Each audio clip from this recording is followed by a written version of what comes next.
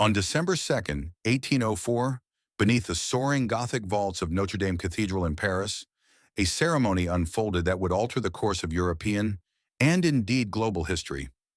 In a moment both solemn and spectacular, Napoleon Bonaparte was crowned Emperor of the French.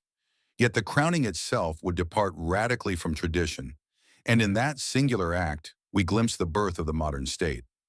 By the turn of the 19th century, France teetered between revolutionary aspiration and crushing instability.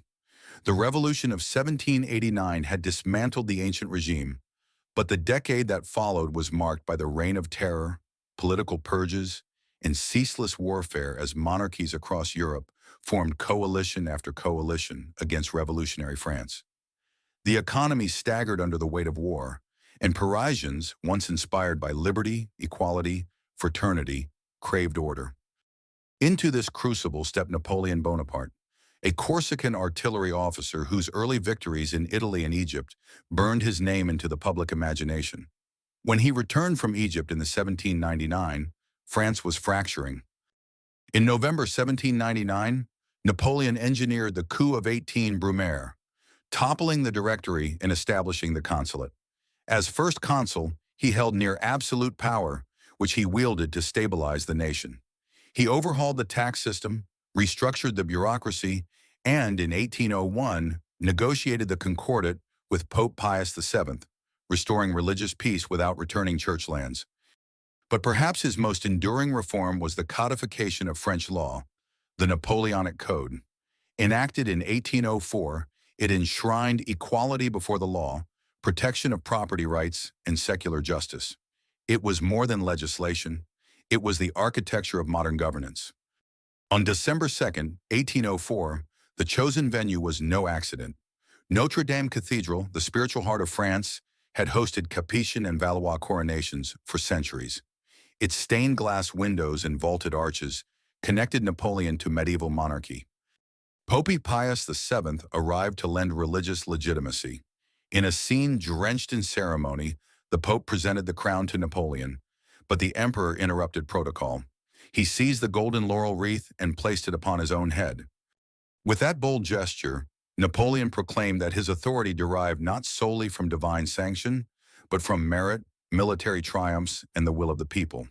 He fused the grandeur of monarchy with the revolutionary principle of popular sovereignty. Every detail burned symbolism into memory. Bees, the emblem of the ancient Merovingian kings, adorned Napoleon's coronation robes, evoking a lineage predating the Capetians. His wife Josephine was crowned empress in a separate rite, cementing dynastic ambitions.